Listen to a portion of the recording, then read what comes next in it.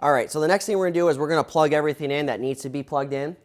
We're gonna put our printer up on the 4-foot table. We're gonna plug in our optional third light on top of the kiosk, and we're gonna make sure we have power to the touch screen and the side lights. So first thing I'm gonna do is I'm gonna plug in an extension cord, which I have into the wall. And you gotta make sure that you pull just this end of the power strip that's built in behind here. You should see an orange light on in there showing that it does have power. Otherwise, the side lights won't go on. You can see we have power. The monitor will run on a battery. So you want to make sure you actually have power, and the best way to test that is by pushing the button on the side lights. Next, we're going to plug in an extension cord to this power strip. This is where we're going to plug in our third light and our printer. This will not reach down into that power strip. If you do that, you will yank everything out of there and it'll make a big mess. So we're going to plug a second extension cord into the wall.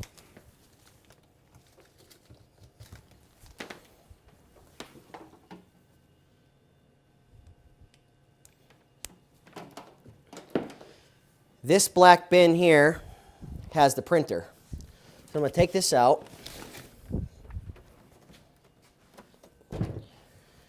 There are two things to plug in, the power cord and the USB cable. You can find these in the inside cover of the printer case. There should also be some spare ones in here. If not, they should be in the black bin.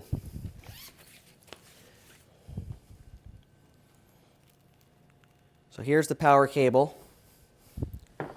Just simply plug that right in there.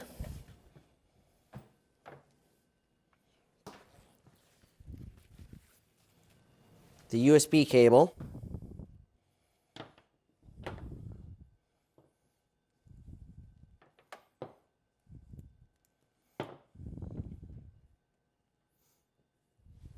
That goes in here.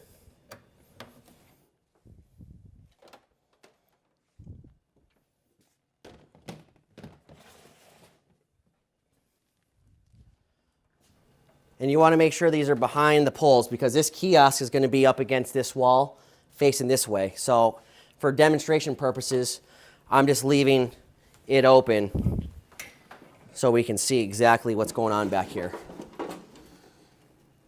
So the power cord can go right into the kiosk power strip.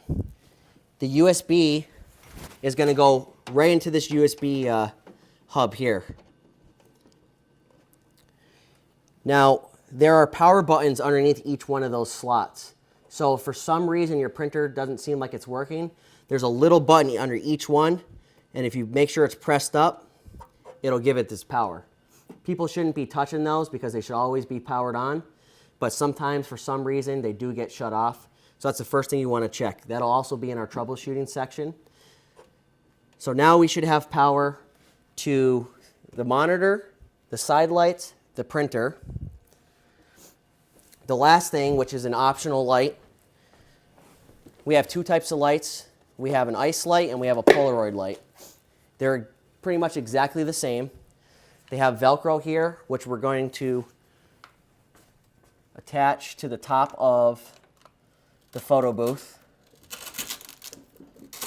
A little bit of extra Velcro from the previous light. And you just press it down and it's going to attach there. This also will run on battery, but we want to make sure that we have it plugged in so it doesn't dim and die on us throughout the night.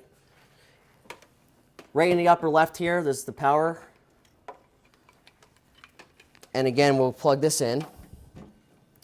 One thing you want to do is make sure that this right here is resting up here because the gravity of this will slowly pull this cord out over time. There's an on-off switch here. If you hold that button on, it'll turn on. And then what we want to do is we want to dim it all the way down as low as it'll go for the best effect every time. As soon as you power it on, it automatically goes to the brightest setting, but we want to dim it all the way down to the lowest. So now we're just going to put this into place. very carefully. Normally, when you're setting up, you'll have this against the wall and you just walk behind, but for filming purposes, I have it exposed for the camera view.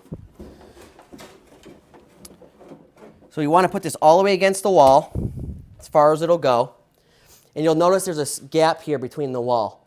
We don't want to have our poles all the way against the wall. We want to have the pole here lined up with the monitor to maximize the space of the booth.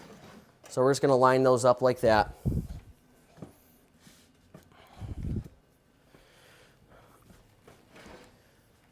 The last thing we have to do is turn the computer on.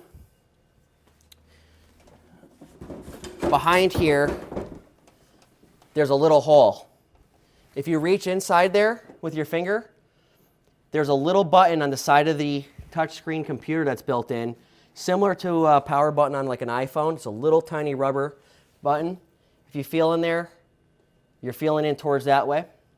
You just press it, and it should turn on. And there it is, powering up right now. And that's how you set up the kiosk and power everything on.